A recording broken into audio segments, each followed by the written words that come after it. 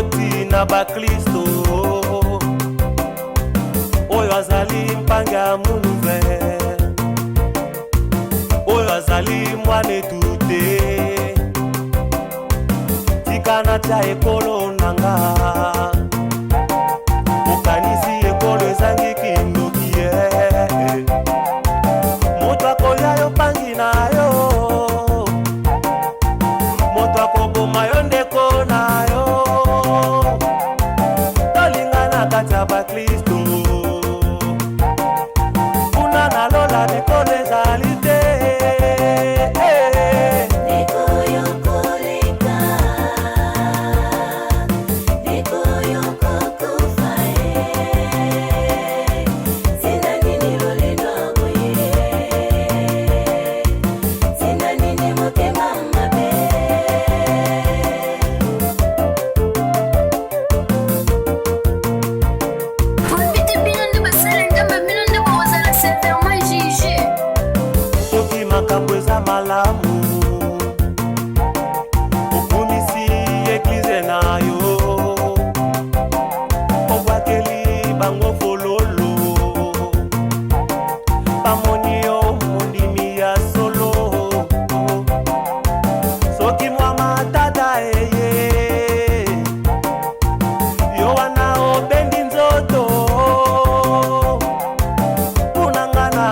mopaya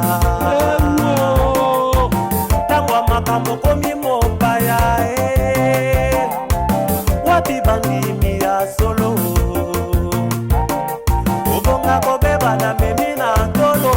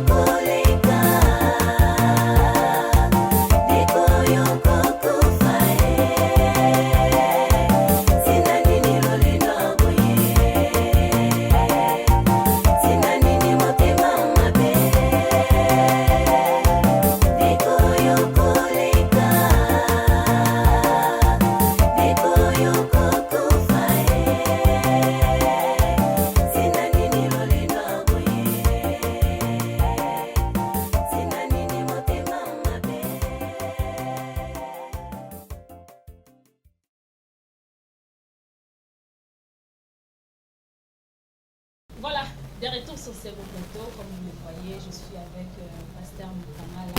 Et là, je dis déjà bonjour à notre pasteur. Bonjour ma soeur. Et j'espère que vous allez bien. Oui, par la date de ça va peut-être grâce. Vraiment. Et nous allons encore saluer les téléspectateurs nous suivent en ce moment. Et nous allons faire Oui, je salue tout le monde qui nous suit à partir de Samatadi, partout dans notre province du Congo central. Je vous salue vraiment et je vous souhaite bonne audition de l'émission Atlantique Adoration. Merci. Voilà, chers téléspectateurs, j'espère que vous connaissez très bien notre pasteur Zoé Mukama de l'église Arc-en-Ciel de Kinshasa. Et ce n'est pas la première fois de nous voir de notre émission Atlantique Adoration. Aujourd'hui, là, nous allons aborder un thème qui est vraiment profond, un thème vraiment et ça l'a bien ma classe n'a pas dans un milieu basé dans le moment où sur l'apostasie. L'apostasie et notre pasteur Zoé va nous expliquer ça, celui qui va nous aborder tant de choses à ce qui concerne l'apostasie. Et pasteur Zoé, vous pouvez nous dire, nous expliquer en ce qui concerne l'apostasie. Que veut dire l'apostasie? Ok, merci beaucoup. Quand on parle de l'apostasie, c'est un thème que nul ne peut ignorer. Surtout dans ces temps de la fin. Vous savez, la parole de Dieu dit mieux vaut la fin d'une chose que son commencement. Mieux vaut quelqu'un qui a mal commencé et qui finit bien que celui qui a bien commencé et qui finit mal. Voilà. C'est la fin qui démontre ce que l'on est. C'est le soir qui détermine notre origine. Pourquoi na suka journée de baka soso wapanda wapi mbwa wapanda wapi ndaba wapanda wapi na suka ya journée. Ce qu'on peut na mokili la Bible parle du temps de la fin. Pour le temps de la fin, la Bible a dit que les gens vont abandonner la foi. Mon abandon de la foi, c'est ça l'apostasie. Moutouatiki abosani éthique spirituelle ya bonzambe. Donc ndenge sengeli kondima ezala. Ndenge sengeli bato bazala, bana nzambe bazala. Bato ce que babosani yango nde apostasie. Voilà, c'est un thème vraiment très profond, chers téléspectateurs, comme notre pasteur nous a expliqué que veut dire l'apostasie. Et pasteur, dans le contexte où on observe cet abandon de la foi, comme vous venez de le dire, quels sont, selon vous, les principaux facteurs qui poussent les croyants à s'éloigner de leur engagement spirituel? Ok. C'est une question vraiment très importante à répondre, mais avant cela, j'aimerais d'abord donner même un passage. Ok, c'est pas un problème. Dans 1 Timothée 4:1, la Bible nous dit ceci. Mais l'Esprit dit expressément que dans le dernier temps, quelques-uns abandonneront la foi pour s'attacher à des esprits séducteurs et à des doctrines des démons. Donc vous comprenez par là qu'au temps de la fin, beaucoup vont abandonner la foi et se donner aux doctrines des démons. Il y a des doctrines, les gens continueront à prêcher, continueront à aller à l'église, mais ils vont servir les diables sans le savoir. C'est ça l'apostasie. La question c'était que ce qui favorise les facteurs, ce qui occasionne l'apostasie dans ce temps de l'affaire. Pour répondre directement, je vais dire ceci. Surtout, vous savez, la Bible en parlant des temps de la fin, ce que Dieu va faire au temps de la fin, là où comme on attend la souka. La Bible dit qu'au temps de la fin, Dieu va faire des grandes choses. Et mon kilipé, ma caméra se développer ma casse, ma bé et komata. Tellement que ma bé matimi et tout n'a pas de paix, je peux vous donner un exemple. Quand les alaka au Kenanzalo Mounia Mandia, à Senyombo, au Kabilaï, tant que Kabila Olbani, peut-être Nzamena Tindi pour Apambulanga. Mais le lot, tellement que ma bé collier belé, son Mouni Mandia, puis nos Kabilete, a qui n'est bloqué Mbonanga. Donc à cause que le mal est accru. Quand les alaka, maman Zate Bana Batikali, voisine a pas occupé Bana voisin, l'ambé bango a tiépé balé. Mais aujourd'hui, on sait en Otabani, au Kanan Lodi, pour la lambé Bana. Tellement que ma bé Matimi, il y a un favorisé apostasie. But bon que une église, baloba nakate, ote, oh yé, yaza ne m'esprit ma bé, yaza milimo ma bé, oh tout ça. Nous voyons même des poisons parmi des pasteurs, parmi des hommes de Dieu. Oh, tout ça. Parce que ma bé koti, ma bé koli. C'est ce qui a favorisé l'apostasie aujourd'hui. Et surtout avec l'évolution de la science. Zolanda. Le lot, ma soeur, zone d'intérêt des abonnés. Nous avons la nuance. Est-ce que nous avons à l'Uganzam? Zone ce que vous avez une union sur tous les écoca, aux abinés, ce que vous avez besoin d'autres azana, au Luganza mini. Mais tu peux laisser que vous habitez que non, il faut qu'on coloque dans moment à cause il y a fortune du temps de l'affaire, à cause il y a ma paix, le mal est accru dans ce temps de l'affaire. Tout cela contribue à ce que nous appelons aujourd'hui l'apostasie. Voilà, merci beaucoup, pasteur. Et comment la société moderne, avec ses valeurs parfois contraires à la foi chrétienne, influence-t-elle la persévérance des fidèles et comment l'Église peut-elle y répondre? Oui. Donc aujourd'hui, l'Église joue un grand rôle. Un grand rôle. Vous savez, dans le monde entier, même les autres là, sur le plan international, même quand il y a des réunions dans les Nations Unies, les gens font quand même référence ils parlent quand même un peu de l'Église. Malgré, je n'entre pas pour parler des doctrines de l'Église. Mais tout le monde a quand même une élection, il y a pas. Tous les présidents du monde qui sont mobilisés. Et donc, tout le monde a qui même dans le Congo. Parce que les communautés religieuses, même tous les confessions religieuses, même à l'État, alors qu'il faut consulter la confession religieuse.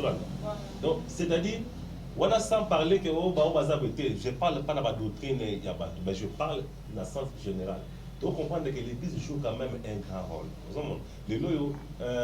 Il y a d'autres cas autres que l'Église.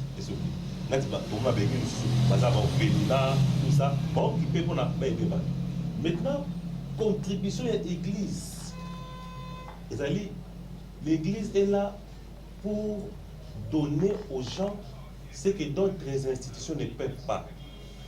Par exemple, qu'est-ce que je voulais dire par là?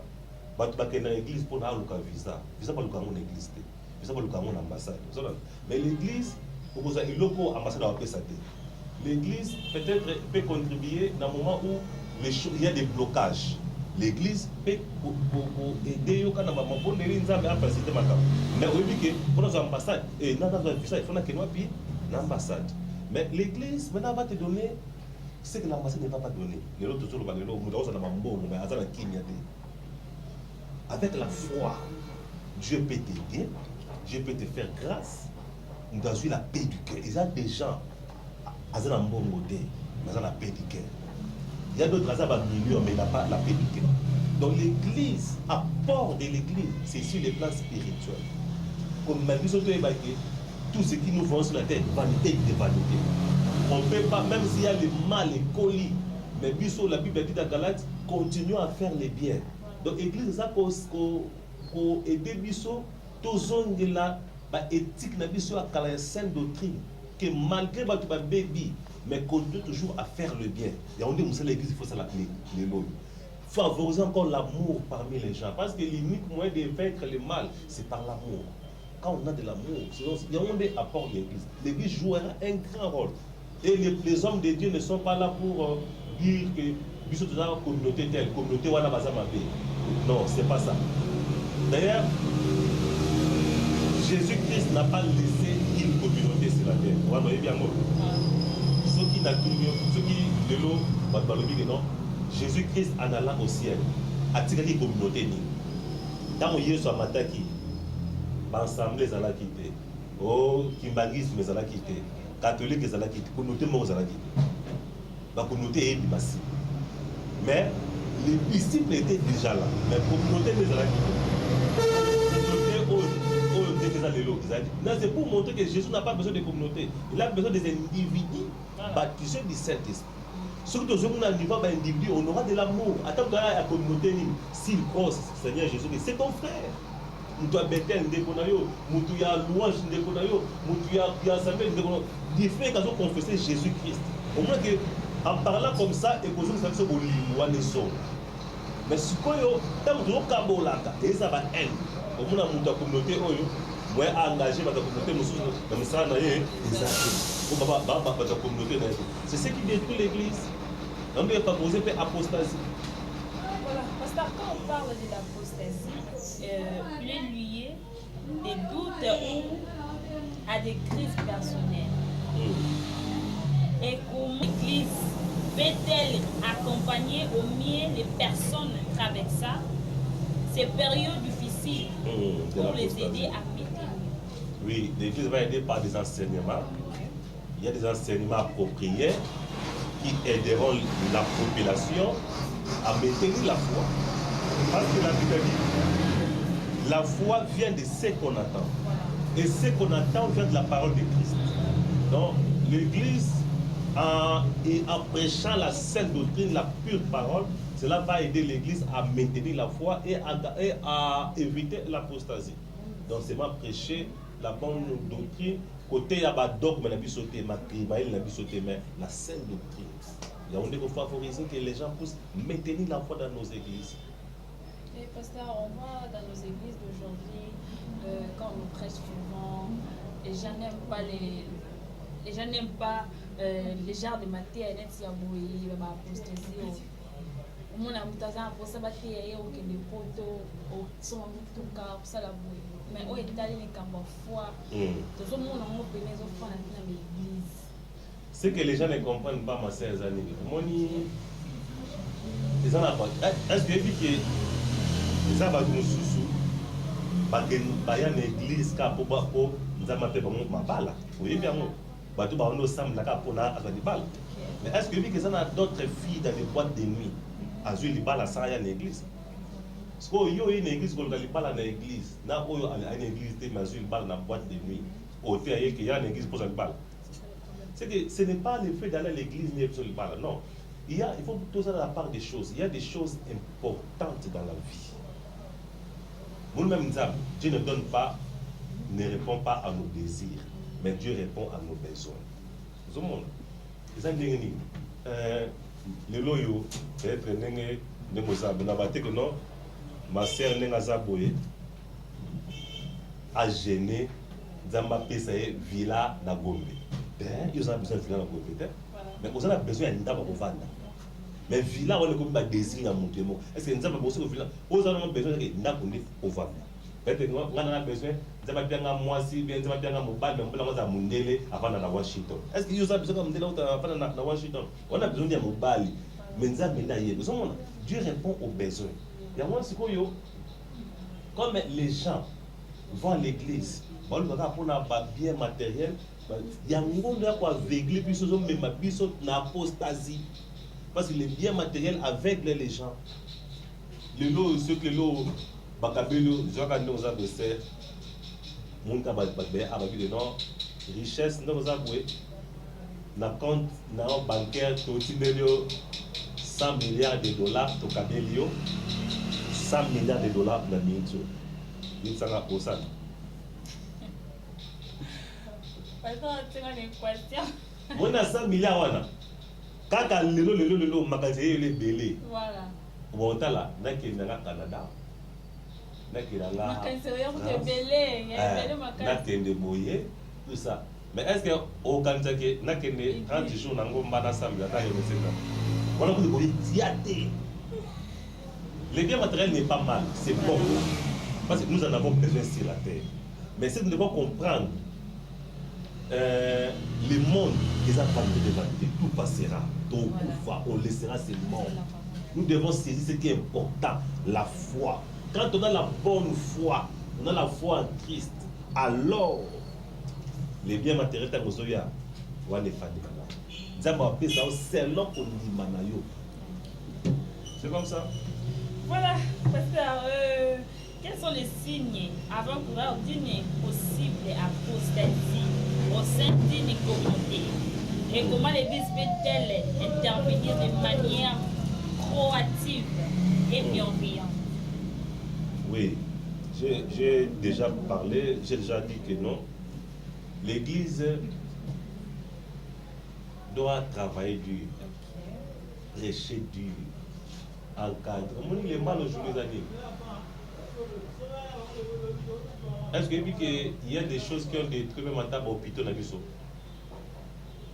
C'est parce qu'on a bateau qui dit une table de médecin, nous sala électronique. Nous avons un médecin pour nous avons un médecin pour visiter dans une expérience, la compé docteur. Et là, nous avons la médecine à Silici, nous avons commis journaliste. Nous avons la journalisme à Silici, nous avons commis invité. Nous avons aujourd'hui un métier. Et là, nous avons un pasteur. Or, pour un docteur, il faut que la médecine. Parce que pour un pasteur, il y a aussi des normes à suivre. Ce n'est pas mon truc n'importe quoi. Parce que au bazar appelé T.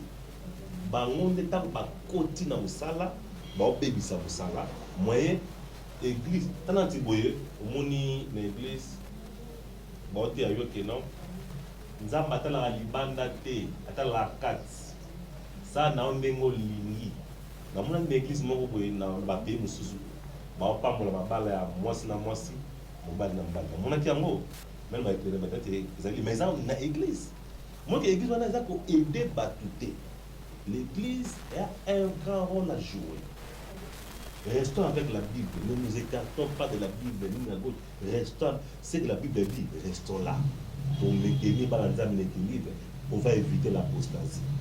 Le monde a musique, il y a profane. Mais il y a des côtés dans la musique, on peut tomber dans la religion. Même pas de danse, même écrit. Devant ces arabes. Mais pas de moment où vous avez dit que tout ça a été encore. Nzamba kona kate o musika mukilo o nzamba sava nzamba ka moko. Bato ba na raison de faire parce que nzamba na sala bango nyonso. Biso tout dépend nzamba moko. Mais ce que nzamba sala biso mais biso surtout to poni nzela moko te. Ada zaki na kaya na Abel, mais Abel a peut-être nzela malam. Kaya peut-être nzela malam. Mais ba na tata moko. Nzamba oza nzamba ba nyonso, nzamba ba musicien nyonso, oui, je le vois. Nzamba ba musicien nyonso. Les musiciens nyonso bala nzela moko te. Yo ki koyeba sala ke ba musicien nyonso o bosa profane wana, bosa la na bonzambe, moko te asimba bisimba simba. Dali, tama ta banzembo bazo yemba. Est-ce ça pour contribuer à l'éducation ya bana, éducation ya masse. Il y a d'autres nzembo de musique profane au kolanda ngata na bana. Cela no yeb sanga, est-ce que nzamba sana nsi, nzamba sana te. Sikoyo tant que pas tout studio à bomba on a évangile ça pour la côté à la tout deuxième blanza mais non il est 60 bolingo mais alors là ça va pas ta alors là il y a $1000 ça va vanter présentez-nous l'agneau vraiment là où nous avons maintenant un grand problème il faut que les peuples de Dieu se réveillent restons avec la Bible. Où est la Bible est tolongo. restons avec la Bible, notre fondement. C'est ça, l'unique traitement, l'unique solution pour vaincre l'apostasie. Aujourd'hui, nous avons des églises, même mais ce n'est pas tout le monde au Vatican qui parle de la Bible. Il y a même des hommes dédiés au Vatican. Moi, j'ai un témoignage d'un homme de Dieu, à cela confession, on a dit que non, mais quand il servait là, mais à cela confession repentant, je le connais bien. Mais je suis pasteur, je suis dans la ville. Tout ça, on a quitté ça. Car la mère a coupé déjà. L'église a même pas mis tout. Mais il y a l'église, c'était dimanche, il n'y a pas tout non. Dans ça, on a pasteur. Il y a moko. Albini. Albi. Pour passer à Oumela Kazobena. Bah, mais là, Suisse partout. Abi karaté. Mais un jour, après, on a la nuit, à mon pensa, mille fois moi, à mon un ange. Première fois, mon un ange. L'ange a dit, Abi, chose au là. Pour Nganza Mine, na benga yote aux à la pasteur. Yo mondo comme ça, pasteur. Qui est né 5 pardon. Ce 5 pardon, ou se repentir. Non, dit qui ça. Mon fois, à pasteur, on a benga tel. Pasteur a dit, c'est la vérité. À l'égard, il y a un pasteur, il y a un pasteur, comme ça, pasteur, il y a un pasteur, Dieu m'a dit ça. Tant qu'à si ça, professeur, a dit qu'il y a vendu, a dit qu'il y a zone va faire, mais pas de les pasteurs. Donc, c'est ce qui a amené que ma caméra, parce qu'il y a des gens qui ne sont pas appelés pour ça. Et pasteur, on a remarqué au actuellement, l'apostasie est comme dominé ma casse na bana nzambe. Oui. Que comme le bana nzambe ne mini ba comme ba koleka kutu na ba païen. Oui. Et par rapport à ça, dès qu'on retrouve le baquet, pasteur oza appelé té. C'est par là que bana nzambe bazo kota, bazo linga vraiment, bazo na kata apostasie. Et qu'est-ce que vous pouvez dire par là? Parce que le pasteur oza appelé à cause de la facilité. Il y a qu'au fin de s'appeler le banzam mais le soir bana zato balanda pour que baba na se faire sortir na kata apostasie. Et par rapport à ça, la réalité est de l'eau. Les autres pour le bani. Nous n'avons pas la réalité de l'eau. Zaka pasteur oza appelé à sala au nzamba benini. Nous avons posé quand nzamba benini za change. Souvent na qui change. Nous avons bien la pasteur, souvent qui pasteur, nous avons bien. Donc ça l'appelle au nzamba benini. Nous avons la convention à rapport. Mais pour la croire que Dieu m'a appelé. Est-ce que nous avons comme ministre d'État sans que le président ait baillé? Donc même la province, nous avons un ministre, mais le gouverneur a été. Voilà à sa ministre. Comment dans un serviteur de Dieu la Bible dit, beaucoup me diront, j'ai prêché en ton nom, dans le Balabaroni. Je ne vous ai jamais connu. Voilà. Il y a des gens qui prêchent, qui font des miracles, mais Dieu ne les connaît jamais, ne les a jamais connus. Bande tina suka, nzamba tala koye babangote. Si bangonde ba même la apostasie. Pourtant quand Dieu t'appelle, mon maman, il y a quelque chose, il est toyeba. Dans le bango, j'ai parlé avec quelqu'un qui me disait que Moussa Nzamba facile, rappelez comment penser, au monde on va appeler des dieux. Voilà. Balinga Moussa Balinga ngote. Mais ce que ça l'amour parce que ça appelle Nzamba. Soit nati ngai dans le bango na cause de la infirmité. Pour mon pas souffrant. Au moins un infirmier n'a pas besoin de moi malonga te mais mon aye muta santi fois zalawana muta azolumba solo na pota il faut ya kenda simba kaboye. J'ai vu ça au muta san a penser bisanza bi mais point éviter ça ndenge nazali. Même pour ça médecine, il faut ça appeler nzamba bongo ça pour ceux qui osent nzamba bongo ça pour nous la pour aider batu bongo au sala on fait bien te. Donc pour na batu baza appeler te batika musala wana basala ngote yango nous obéissons à kabule. On ne fait pas l'œuvre de Dieu, même la musique, on ne le fait pas pour gagner de l'argent. Laissez Dieu vous payer. Nous avons plusieurs manières de foutre d'amour. David a dit, est-ce que David a un milliardaire dans le Yem Lanzambe? l'autre autant la somme ils ont dit David c'est David a gagné un bon il était roi mais c'est-à-dire servons Dieu. Dieu lui-même va nous payer d'une manière ou bien d'une autre. Il aime l'ensemble. Ça là beaucoup. Donc il faut d'abord se dire au monter mais Isaac non on a été battu. Monter mais non il faut ne battre pas ça va beaucoup c'est parce qu'en face à des situations où les membres se sont blessés ou rejetés par d'autres au sein de l'Église. Quelles sont les démarches concrètes pour établir la communication et le pardon? Les membres rejetés par leurs semblables. Bon, il y a des cas. Chrétien belé pour le bas, on a longue église voilà pour batala batute, muta abeli batali été. Les premières années, est-ce que Dieu te l'église pour battre la cause? D'abord, nous sommes sur le est-ce qu'il y a un problème dans la rabat? Voilà. Vous remarquez que les gens qui parlent beaucoup, ils assistent à battre. Et c'est la situation actuelle. Mais en nation, il y a Zuli Kambu, assister Théo, Bazar Bolimoté. Mais il y a Moko, est-ce qu'il y a pour assister à battre? Voilà, ce que tu auras sémé, c'est ce que tu vas récolter. Il y a un ce que tu feras à l'autre, ce que Dieu va permettre de la cueillir. Mais il y a un monde de l'église. Et monsieur, maman, dans le monde entier, bakendaka église pour na batuba et dakayo église pour na question belle batuba ceux pour na bongo pour changer l'église milliard parce que chaque église a des failles. L'église parfaite est à la raté. L'unique église parfaite c'est le corps de Christ. Corps de Christ les a assemblés les églises les églises corps de Christ les humains baptisés du Saint-Esprit. C'est Jésus-Christ seul qui est parfait. Voilà. L'église est déjà parfaite. On a toute l'église parfaite. L'église qui pasteur Azara Nabolingo, Asuna Batu, mais tam sous pasteur Wana Azama Casa de délivrance. On veut pasteur Moussa Makasa de délivrance, mais Asuna Batu. Au moins, ils sont là tout, mon faille, Moza, Namou faille à ta mon côté, les amis.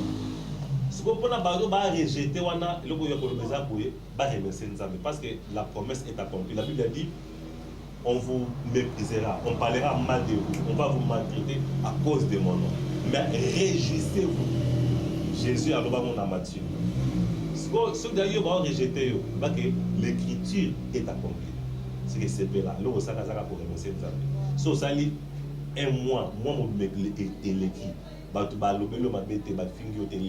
c'est que nous avons so nous avons il faut battre le commander. Ils ont pas on a mabé ba kuto na mabé amoté. Yes ko benga pese ko ba livrayer ba tuner ba wanga na ye. Dia wanga na ye. Bongo yonde so ba wanga le ko problème. Donc ils ont pas besoin. Pasteur, comment l'église peut-elle réaffirmer son message d'amour et d'unité? Surtout à une époque où les divisions semblent tuer tant dans la société au sein des communautés de la foi. Des divisions. Ouais. Oui. Ma division est très possible. Donc, c'est ce que je venais de dire ici, donc, tout à l'heure là. Ce que l'Église doit faire, c'est que bon, il y a Dieu est contre la division, mais il n'est pas contre la séparation. Dieu est pour la séparation, mais il est contre la division. Dieu a dit à Abraham de se séparer d'avec Lot. Mais Dieu n'a pas dit à Abraham de se diviser avec Lot. La division, on se divise avec le mal. Mais la séparation, un frère peut être comme une occasion de chute. Mais ça n'est pas bêté. Le comportement frère, on a ce donc, n'a pas dit éviter le point où on a tombé dans la carte. C'est ça, c'est séparé. Mais non, c'est mon frère. Tu vois? Mais la division au sein des églises, on a l'église. C'est un phénomène bizarre. Dieu n'est pas dans des divisions. Mais il y a aussi d'autres choses. Batou, Baza Batamabé, Batamana c'est ma Bible. Nous avons un système de pompe à bien, Abima, Abandelo, Kwana, Babima. Mais nous ne pouvons pas la division. Mais ça existe aussi. Là, nous avons même les maisons ça là, comme la Bible dit, ne soyez pas au milieu, sortez des milieux d'elle, mon peuple. N'ayez pas le même joug avec les circoncis. Dieu sépare Caïn et Abel. Dieu sépare les vrais d'avec les faux. Nous avons là à séparer. Mais un élu, n'a un élu, pas qu'à bon côté. Moi, c'est que dans cette compréhension-là, il y a la troisième personne qui a tout son monde. Mais pas dans un pas ce qui est sur la combat, ce qu'on a combat, même au sein des églises, les lots passer au final à jeton, ce n'est pas bien. Mon lots, tel le où il y a ma paix. Au moins, mon kili est là pour soit dans ma pasteur dans TikTok. Mon kili est là pour soit dans ma pasteur dans la télévision. Mon kili est là pour soit dans ma pasteur dans l'église. Pasteur, on y a été à Jésus, mais on dit à combat pasteur. Est-ce qu'on a mal pour nous amener? Pour ce moment, il y a sorti à Judas. La Bible dit que Judas était un voleur. Mais jamais Jésus a dit non, Pierre, mon Judas, dans mon éclair, donc Pierre, les Arana, vous avez pris dans Judas. Jésus n'a jamais fait ça. Mais où tu dois aller?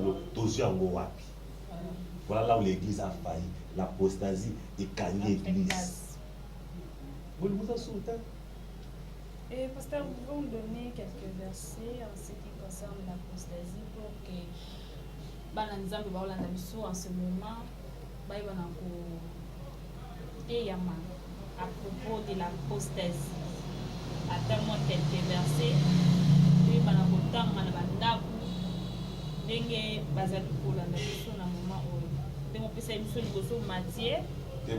un Timothée 4, après ces ébélés. 2 Timothée 3, sache que dans les derniers jours, il y aura des temps difficiles, par parents orgueilleux. Il y a un mot qui appelle les lois. Voilà. Orgueilleux, tout. Donc, l'église est comme le rôle là-bas, fan club, un groupe musical. Et pas l'habit sur les cabines. Venez chez nous. Ah, est-ce que vraiment on a vos amis à la terre? Moi, ce qui me fait mal, ma soeur, dans le bon quartier, parce que moi aussi je suis pasteur. Je prêche aussi dans une église, là où Dieu m'a placé. Mais dans mon église, quand je monte de la chair, j'ai toujours dit ceci. Je ne suis pas le seul. Il y en a beaucoup au Zamabeng Bazalia. Les frères pour le tu es le seul. Dieu a beaucoup de ses enfants. Donc, il y a beaucoup de versets que je vais même donner. Même à ta soeur qui est dans l'Apocalypse. L'Apocalypse, la Bible dit, parce que tu es tiède, je te vomirai, tu es ni chaud. Après 3,16, tu es ni chaud ni froid. Système hypocrite, il y a de l'apostasie aujourd'hui. C'est de l'hypocrisie. C'est que va s'amener là, au monde à Boye, va venir sœur en Christ. Donc, va venir sœur en Christ. Abata Mumba, nada yevi, un frère, un peu pasteur les lots. La chela qui est poison, à Koufa Kamé, nous avons en vie, pasteur Benjamin. Pasteur Wana, Zala Naba côté pour la maniema, pasteur Benaïbi, histoire de maman va pas voir na papa na. Parce que papa a bali quoi c'est monsieur. Marat traîner à police bango. Maintenant Marat a bali ko bota ba na e abali ko yina ba na wana. Mais Marat a abolo ça dans l'église. Azo poison et ça là 3 jours ensemble tout na on a atela moi na mon bal na. Mais dans 3 jours là, vous avez fait la retraite dans l'église. N'est ça qui est effréné moi 3 jours wana ko vous avez na retraite dans l'église. Quand on a abîmé la retraite, a récupéré poison et a bombé dans sa méthode, a tenu moi na bilo, moi na lia et me mettre dans l'hôpital. Dans le bilo, on doit s'amener là. Si à quelle église mais poison les alanta. Moi binza mo abalo le bakala, tant ok, c'est ma vie muto, ça m'a binza mo na kenda wa. Na ya nania na safi na Bible. A kenda wa.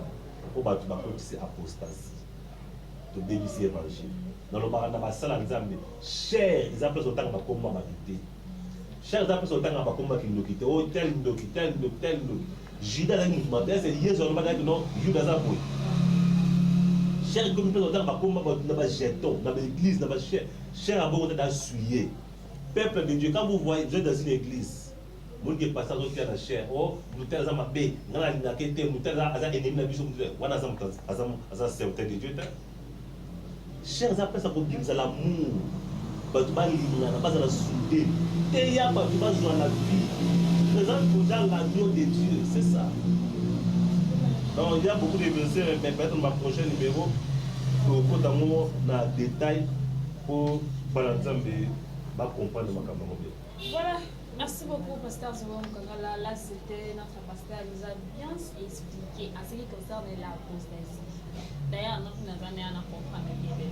Donc, il va nous dire Tolanda bien, malam, na oyo. Pasteur Zoé a le but sur l'apostasie. Il nous a donné des versets où on va méditer la bandaku. Na moment où on se trouve dans la biso, où on va méditer pour que on l'on a kati ya ba apostasie ou les autres fans dans la carte de l'église.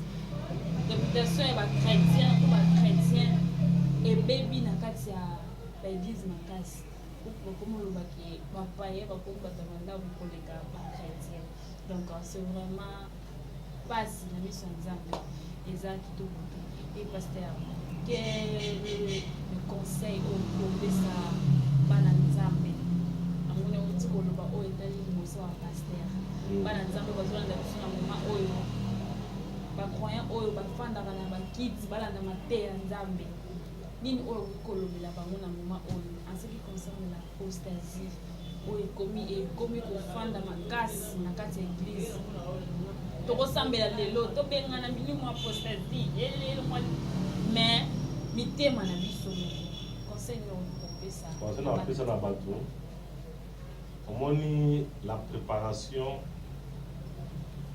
etalaka l'autre etalaka d'abord soi-même. Mon conseil eza lokola toza na monde moko eza mélangé na bato ya mabe na bato ya malamu baza na mokili oyo eloko ya bien ya kosala eza nini occupe-toi de toi. Même Jésus a dit avant d'enlever la paille dans l'œil de ton voisin, eza na Matthieu 5, loin l'arbre qui est sur ton œil. Jésus a voulu d'abord pour apprendre à Batougué, nous prenons la préparation de soi avant la préparation de l'autre. On a dit que non, pasteur Wanaza Mabé, frère Wanaza Mabé, l'église Wana Eza Mabé, est-ce que Bino Bosa Malam? Moutoyo a fondé à Kabot, est-ce qu'il y a Zamalam? Moutoyo Kanaka Bandoki, est-ce qu'il y a Azaman Ndoki, Benza? Moutoyo Fika Baka Bamiyib, est-ce qu'il y a Zamoïbité par hasard? Concentre-toi d'abord sur toi-même. Dans la vie, dans l'église, avant, on se testait avec ça. On a passé la Bino, vous avez la carte, concentre-toi dans d'abord, sainteté à Yomoko. Il se pourrait que si tu es dans une église, alors, concentre-toi sur ta sainteté, ta sanctification.